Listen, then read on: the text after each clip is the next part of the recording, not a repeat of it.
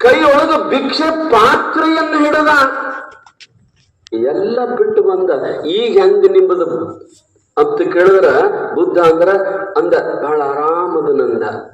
ಕಾರಣ ಏನು ಅಂತಂದ್ರ, ನಾವು ಆರಾಮ್ ಇರ್ಬೇಕಾದ್ರ ಶರಣರಂಗ ಬದುಕಾಕ ಕಲಿಬೇಕು. ನಾವು ಬಹಳ ವಚನಗಳನ್ನು ಹೇಳ್ತೀವಿ, ಬೈಪಟ್ಟು ಮಾಡ್ತೀವಿ, ಆದ್ರ ಅದ್ರಂಗ ಬದುಕೋದು ಬಹಳ ಕಷ್ಟ ಅದ. ಮಂದಿಗೆ ಬುದ್ಧಿ ಹೇಳಕ ಬಹಳ ಚಂದ ಬರ್ತದ್ರಿ, ಎಲ್ಲರಿಗೂ ಬುದ್ಧಿ ಹೇಳಕ ಬಹಳ ಚಂದ ಬರ್ತದ. ಆದ್ರ ಅದನ್ನ ನಾನ ಹೇಳ್ಕೋಬೇಕಾದ್ರ ಹೆಂಗ್ ಸಾಧ್ಯ ಆಗ್ತದ?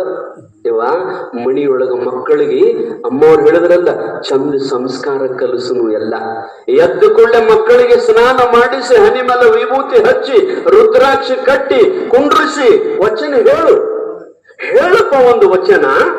ತಂದೆ ನೀನು, ತಾಯಿ ನೀನು, ಬಂಧು ನೀನು, ಬಳಗ ನೀನಲ್ಲದೆ ಮತ್ತಾರು ಇಲ್ಲವಯ್ಯ.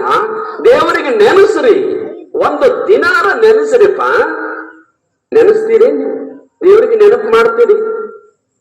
ಎಲ್ಲಿ ಮಾಡೋನು ಸ್ವಾಮಿ? ನಮಗ ಹೆಚ್ಚಾಗಿ ಕುಂತದ. ಗಂಡ ಮನ್ಯಾಗ ಒಬ್ಬ ಕಾಡವ, ಮಕ್ಕಳ ಕಾಡು, ಅತ್ತಿ ಸೊಸೆ ಜಜ್ಜ ಸಾಕಾಗಿದಾರೆ ಸ್ವಾಮಿ ನಮಗ. ದೇವರಿಗೆ ಎಲ್ಲಿ ನೆನೆಸ್ಬೇಕು? ಯವ್ವ, ಇದನ್ನೆಲ್ಲ ಕೊಟ್ಟವ ಅವದಾನ. ಯಾರೇನ್ ತಂದೇವ್ ನಾವಿಲ್ಲಿ? ಏನೂ ಇಲ್ಲ, ಇದೆಲ್ಲ ಭಗವಂತಂದದ. ಅದಕ್ಕೆ ಶರಣರು ಅದನ್ನ ಬಿಟ್ರೆ ಬೇರೆ ಏನೂ ಮಾಡ್ಲಿಲ್ಲ. ಅವ್ರ ವಚನ ನೋಡ್ರಿ, ಅವ ಎಷ್ಟು ಚಂದದವ. ಮಕ್ಕಳಿಗೆ ಒಂದೊಂದು ವಚನ ಕಲಿಸ್ರಿ. ಎಲ್ಲರ ಜಾತ್ರೆಗೆ ಹೋದಾಗ, ಎಲ್ಲರ ಊರಿಗೆ ಹೋದಾಗ ಒಂದೊಂದು ವಚನದ ಪುಸ್ತಕ ತಂದು ಮನ್ಯಾಗ ಇಡ್ರಿ.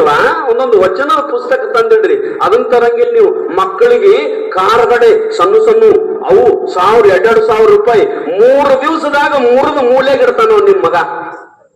1000 ರೂಪಾಯಿದ 2000 ತಂದ್ರು 3 ದಿನದಾಗ 3 ಮೂಲೆಗೆ ಇಡ್ತಾನೆ. 2000 ರೂಪಾಯಿ ಕಾರ್ಗಡೆ. ಅದ ಒಂದು 100 ರೂಪಾಯಿ ಕೊಟ್ಟು ಒಂದು ವಚನದ ಪುಸ್ತಕ ತಗೊಂಡು ಬರ್ರಿ. ಗಂಡ ಹೆಂಡತಿ ಮಕ್ಕಳು ಒಟ್ಟೂರು ಕೂಡಿ ದಿನ ಒಂದೇ ವಚನ ಹೇಳ್ರಿ. ಕಳಬೇಡ, ಕೊಲಬೇಡ, ಹುಸಿಯ ನುಡಿಯಲು ಬೇಡ. ಒಂದೊಂದು ವಚನ ಹೇಳ್ರಿವ, ಎಷ್ಟು ಚಂದದವು. ನಿಮ್ಗೆ ಗೊತ್ತಿರಬೇಕು, 12ನೇ ಶತಮಾನದೊಳಗ ಶರಣರು ಬಸವಣ್ಣವರು ಇವತ್ತೇನು ಸಂವಿಧಾನ ರಚನೆ ಮಾಡಿದಾರಲ್ಲ, ಇದನ್ನ 900 ವರ್ಷದ ಹಿಂದೆ ಬರದಾರ ಬಸವಣ್ಣವರು. ಕಳಬೇಡ, ಇದಕ್ಕೊಂದು ಸೆಕ್ಷನ್ ಅದ ಇವತ್ತು ನಮ್ಮ ಸಂವಿಧಾನದೊಳಗ. ಕೊಲಬೇಡ, ಇವತ್ತೊಂದು ಸೆಕ್ಷನ್ ಅದ ನಮ್ಮ ಸಂವಿಧಾನದೊಳಗ. ಅದನ್ನೇ ಏನಪ್ಪಾ ಅಂತಂದ್ರ ನಮ್ಮ ಸಂವಿಧಾನ ರಚನೆ ಮಾಡಿದಾರೆ. ಅದಕ್ಕೆ ಎಲ್ಲ ಮಕ್ಕಳಿಗೆ ಒಂದೊಂದು. ಮತ್ತು ವಚನ ಅಂದ್ರೆ ಹೆಂಗ್ ಅಂದ್ರಿವ ನೀವು? 12ನೇ ಶತಮಾನದಾಗ ಶರಣರು ನಮಗತ್ತೆ ವಚನ ಬರೆದಿಲ್ಲ ಅವರು. ನಾವು ಈಗ ವಚನ ಬರಿತೀವಿ. ನಾವು ಹೆಂಗ್ ಬರಿತೀವಿ ವಚನ? ಒಂದು ಪೆನ್, ಒಂದು ಹಾಳಿ ತಗೊಂಡು ಒಂದು 10 ಮಂದಿ ಬರೆದದು ವಚನದ ಪುಸ್ತಕ ತಗೊಂಡು ಅವ್ರದಾಗಿದ್ರ ಒಂದು ಸಾಲ, ಇವ್ರ ವಚನದಾಗಿಂದ ಒಂದು ಸಾಲ, ಒಂದ್ 8-10 ಸಾಲ ಬರೆದು ನಮ್ಮದೊಂದು ವಚನ್ರಿ ಇದು. ಅದು ನಿಮಗ ಅಟ್ಟರಿ. ಆ ವಚನ ನಿಮಗ ಅಟ್ಟಾದು, ಇನ್ನೊಬ್ಬರಿಗೆ ವಚನ ಆಗಂಗಿಲ್ಲ. ಅದು ಶರಣರ ಹಂಗ ಬರ್ದಿಲ್ರಿ ಅವ. ನಮಗತ್ತ ವಚನ ಬರಿಬೇಕಂತ ಕೂತು ತಿನಿಕಾಡಿ ಬರದಿಲ್ಲ.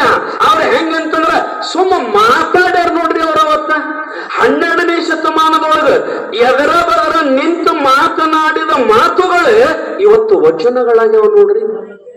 ಸುಮ್ಮ ಮಾತಾಡಿದ ಅಮ್ಮವ್ರು ಹೇಳಿದ್ರಲ್ಲ 12ನೇ ಶತಮಾನದೊಳಗ ಆ ಅನುಭವ ಮಂಟಪದ ಅಧ್ಯಕ್ಷರು ಅಲ್ಲಮ ಪ್ರಭುಗಳು ಸುಣ್ಣ ಪೀಠದ ಮೇಲೆ ಕುಂತಿದ್ರು. ಈ ಕಡೆ ಅಣ್ಣ ಬಸವಣ್ಣ, ಈ ಕಡೆ ಚನ್ನ ಬಸವಣ್ಣ, ಈ ಕಡೆ ಡೋಹಾರ ಕಕ್ಕಯ್ಯ, ಎಲ್ಲ ಶರಣರು ಕೂತಿರ್ತಿದ್ರು.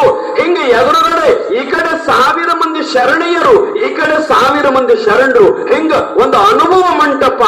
ದಿನನಿತ್ಯದ ಕಾಯಕದ ಚರ್ಚೆಗಾಗಿ ಕೂಡ್ತಿದ್ರು. ನಾ ಇವತ್ತು ಇದನ್ನ ಮಾಡೀನಿ, ನಂದು ಮಾಡಿದ್ದು ಸರಿಯೋ ಅಥವಾ ತಪ್ಪು ಅಂತ ತಿಳ್ಕೊಂಡ ಎಲ್ಲರೂ ಪ್ರಭುವಿನ ಸನ್ನಿಧಾನದೊಳಗೆ ಚರ್ಚೆಗೆ ಬರ್ತಿದ್ರು.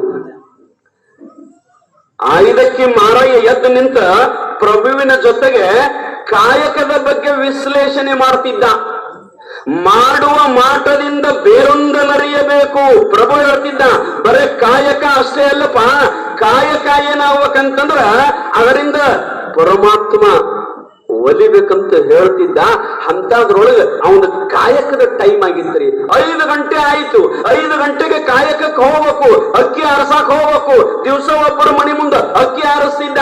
ಟೈಮರ್ ಆಗಿತ್ತು. ಗಂಡಗ್ ಹೇಳ್ಬೇಕಿ ಏನು ಅರೆ ಅರೆ ಅರೆ ಪ್ರಭುವಿನ ಜೊತೆಗೆ ಬರೀ ಮಾತಾಡ್ಕೊತ ಕುಂತರು, ಕಾಯಕದ ಬಗ್ಗೆ ಟೈಮ್ ಆಗ್ಯದ ಹೋಗ್ಬೇಕಲ್ಲ, ಅವ್ರಿಗೆ ಹೆಂಗ್ ಹೇಳ್ಬೇಕಂತ ತಿಳ್ಕೊಂಡು ಸೊನ್ನೆ ಮಾಡಿದ್ದೆ 2-3 ಸರಿ ಗೊತ್ತಾಗಲಿಲ್ಲ. ಎದ್ ನಿಂತಲು ಮಂದ್ಯಾಗ ಯಾರ್ರೀ? ಆಯುಧಕ್ಕೆ ಮಾರಯ್ಯನ ಹೆಂಡತಿ ಹೆಣ್ಣು ಮಕ್ಕಳ ಸಭೆಯಲ್ಲಿ ಕೂತಿರ್ತಕ್ಕಂತ ಆ ತಾಯಿ ಆಯುಧಕ್ಕೆ ಲಕ್ಕಮ್ಮ ಎದ್ದು ನಿಂತು ಗಂಡಗ ಕೈ ಮುಗಿದು ಹೇಳ್ತಾಳ ಒಂದು ಮಾತು. ಏನ್ ಹೇಳಿದ್ಲು ಅಂತಂದ್ರ ಆಕಿ ಏನ್ ಹೇಳ್ಬೇಕಾಗ್ಯದ್ರಿ ಗಂಡಗ? ನೋಡ್ರಿ ಮಾತಾಡ್ಕೊತ ನಿಂತೀರಿ, ಹಂಗೆ ಟೈಮ್ ಆಗ್ಯದ, ಅಕ್ಕಿ ಆರ್ಸಾಕ್ ಹೋಗ್ಬೇಕು, ಎಷ್ಟೋ ತಕ ಮಾತಾಡ್ಕೊತ ನಿಂದಿರ್ತೀರಿ, ಅಕ್ಕಿ ಆರ್ಸಾಕ್ ಹೋಗ್ಬರ್ರಿ ಅಂತ ಇದನ್ನ ಹೇಳ್ಬೇಕಾಗ್ಯದ ಆಕಿ ಗಂಡಗ. ಇದನ್ನ ಒಂದು ಚಂದ ವಾಕ್ಯ ಪೂರ್ಣ ಮಾತದೊಳಗೆ ಹೇಳ್ಬಿಟ್ಲಕ್ಕಿ. ಏನ್ ಹೇಳಿದ್ಲು? ಕಾಯಕ ನಿಂದಿತ್ತು ಏಳಯ್ಯ ಎನ್ನಾರ್ದನೆ. ನೋಡ್ರಿ ಗಂಡಗ ಹೆಂಗ್ ಗೊತ್ತಾಳ? ಕಾಯಕ ನಿಂದಿತ್ತು ಏಳಯ್ಯ ಎನ್ನಾರ್ದನೆ, ಶರಣರ ತಿಪ್ಪೆಯ ತಪ್ಪಲದ ಅಕ್ಕಿಯ ತಂದು ನಿಶ್ಚಯಿಸಿ ಮಾಡಬೇಕು. ಮಾರಯ್ಯ ಪ್ರಿಯ ಅಮರೇಶ್ವರ ಲಿಂಗಕ್ಕೆ ಬೇಗ ಹೋಗು ಮಾರಯ್ಯ. ನೋಡ್ರಿ ಹಿಂಗ ಅಂದ್ಬಿಟ್ಲಕ್ಕಿ. ಇದು ವಚನ ಆಯ್ತು. ಆವತ್ತು ಸಾಲಿ ಕಲೀಲಾರದ ಹೆಣ್ಣು ಮಗಳು ಆವತ್ತು ಬರೇ ಮಂದ್ಯಾಗ ಕೂತು ಮಾತನಾಡಿದ ಒಂದು ಮಾತು ಇವತ್ತ ಯೂನಿವರ್ಸಿಟಿ ಒಳಗ ಆಕಿ ಹೇಳಿದ ಒಂದು ವಚನವನ್ನ ಅದಕ್ಕೆ ಒಂದು 20-25 ಮಂದಿ ಆ ಒಂದು ವಚನದ ಮೇಲೆ PhD ಮಾಡ್ಯಾರ್ರಿ. MA philosopher. ಸಾಲಿ ಕಲೀಲಾರದ ಒಬ್ಬ ಹೆಣ್ಣುಮಗಳ ಮಾತನಾಡಿದ ಮಾತಿನ ಮ್ಯಾಗ ಫಿಲಾಸಫರು ಅದರ ಮ್ಯಾಗ PhD ಮಾಡ್ಯಾರ. ಬರೀ ಒಂದು ಮಾತಾಡಿದ ಮಾತು ರೀ. ಇವತ್ತೆಲ್ಲರೂ ಹೇಳ್ತೀವಿ ಆಕಿ ಮಾತನ್ನ. ನೀವು ಮಾತಾಡಿಲ್ಲೇನ್ರಿ? ನಿಮ್ಮನ್ನ ಕೆಳಗತ್ತೀನಿ ಕೂತವ್ರಿ. ಮಾತಾಡ್ತೀರಿ? ಮಾತಾಡಕ್ ಬರ್ತದ್ರಿ? ಮೈಕ್ ಕೊಟ್ಟು ನೋಡ್ಲ ಸ್ವಾಮಿ ಅಂತೀರ. ನಾವೆಲ್ಲರ ಮಾತಾಡಕ್ ಹತ್ತೀರಿ ಅಂದ್ರೆ ನಿಂದು ಮಾತ ಬಂದಕ ಅಂತೀರಿ. ನೀವು ಅಟ್ಟು ಮಾತಾಡ್ತೀರಿ, ಇಲ್ಲ ಅನ್ನಂಗಿಲ್ಲ. ಆದ್ರ ಒಂದು ಮಾತಾಡ ನಿಮ್ಮ ಬರೆದಿಟ್ಟಾರ ಯಾರ?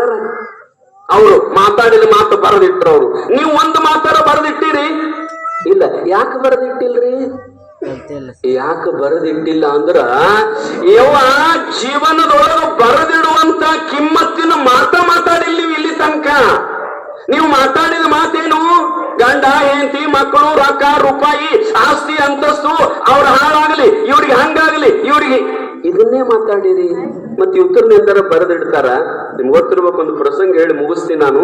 ಹೊಳೆಯದ ನಿಮ್ ಬಾಜು ಒಂದು 3 ಹುಡುಗರು ಕಟ್ಟಿ ಮೇಲೆ ಕುಂತು ಮಾತಾಡ್ಕೋತ ಕುಂತಿದ್ರಂತ. ಮಾತಾಡ್ಕೋತ ಕುಂತಾಗ ಗೌಡ ಹೇಳ್ದಂತ, ನಿನ್ನೆ ನಮ್ಮ ಮುತ್ತಂದ ಪೇಪರ್ದಾಗ ಬಂದಿತ್ತಲ್ಲ ನೋಡಿದೇನು ಅಂದತ್ತವ. ಮಕ್ಕಳು ಹುಡುಗಂದ, ಏನು ನಿಮ್ ಮುತ್ಯ ಅಂತ ಸಾಧನೆ ಪೇಪರ್ದಾಗ ಬರುವಂಗ ಏನ್ ಮಾಡ್ಯಾನು?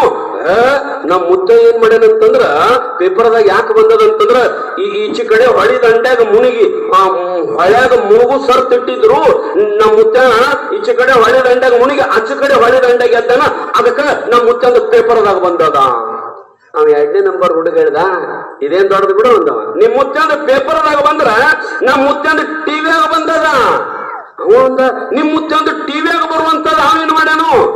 ಆ ಹುಡುಗ ಹೇಳ್ತು, ನಿಮ್ ಮುತ್ಯ ಈ ಹೊಳೆ ದಂಡ್ಯಾಗ ಮುನಿಗೆ ಆಚೆ ಕಡೆ ಹೊಳೆ ದಂಡ್ಯಾಗ ಎದ್ರ ನಮ್ ಮುತ್ಯ ಹೊಳ್ಯಾಗ ಮುನಿಗೆ ಬಾವಿಗೆ ಎದ್ದಾನಂದವ.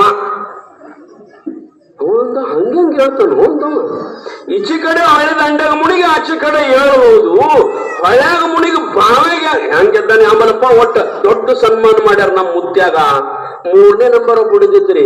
ಅವಂದ ನಿಮ್ಮಿಬ್ರದು ಏನ್ ದೊಡ್ಡದು ಬಿಡ್ರು, ನಮ್ ಮುತ್ಯಾಂದು ಇವತ್ತು ವಾಟ್ಸಪ್ದೊಳಗ, ಇವತ್ತು ಫೇಸ್ಬುಕ್ದೊಳಗ, ಇವತ್ತು ಇನ್ಸ್ಟಾಗ್ರಾಮ್ದೊಳಗ ಅವಂದು ಬಿಟ್ರೆ ಬೇರೆ ಯಾರದು ಇಲ್ಲ. ಸ್ಟೇಟಸ್ ಅವನು ಎಲ್ಲ.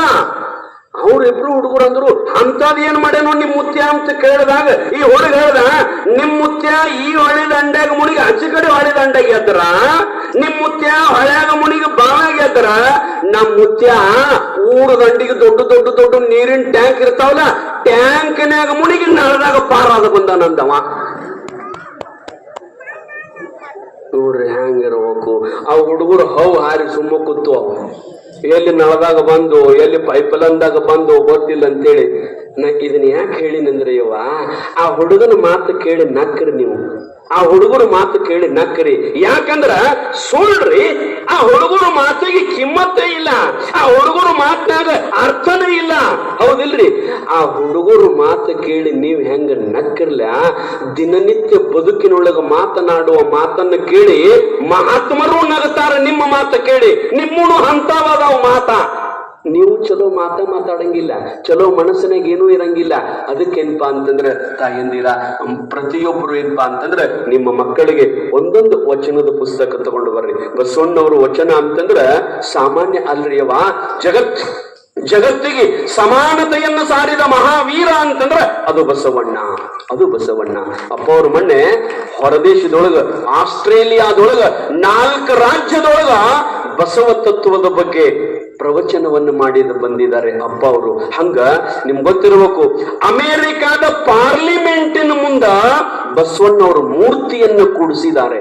ಅದು ಇಂಗ್ಲೆಂಡಿನ ಆ ಪಾರ್ಲಿಮೆಂಟಿನ ಮುಂದ ಬಸವಣ್ಣವರ ಮೂರ್ತಿಯನ್ನು ಕೂಡಿಸಿದ್ದಾರೆ. ಯಾಕಂದ್ರ ಬಿದ್ದವರನ್ನ ಎತ್ತುವ ತಾಕತ್ತು ಬಸವಣ್ಣವರಿಗೆ ಬಿಟ್ರ ಜಗತ್ತಿನೊಳಗೆ ಇಲ್ಲಿ ತಕ್ಕ ಯಾರಿಗೂ ಇಲ್ಲ. ಎಲ್ಲರನ್ನೂ ಸಮಾನತೆಯನ್ನು ಸಾರಿರ್ತಕ್ಕಂಥ ಬಸವಣ್ಣವರು, ಅವರ ಚರಿತ್ರೆಯನ್ನು ಕೇಳಬೇಕು. ನೀವು ಶರಣರ ಚರಿತ್ರೆಯನ್ನು ಕೇಳಿದ್ರ ಬಹಳ ದೊಡ್ಡ ಸಂದೇಶ ಬರುತ್ತದ, ಮುಟ್ಟುತ್ತದ ತಾಯಿಯಂದಿರ. ಆ ರೀತಿಯೊಳಗ 3 ದಿನಗಳ ಪರ್ಯಂತರವಾಗಿ ನಮ್ಮ ಆಲ್ಗೂರ್ ಮುತ್ಯ ಅವರು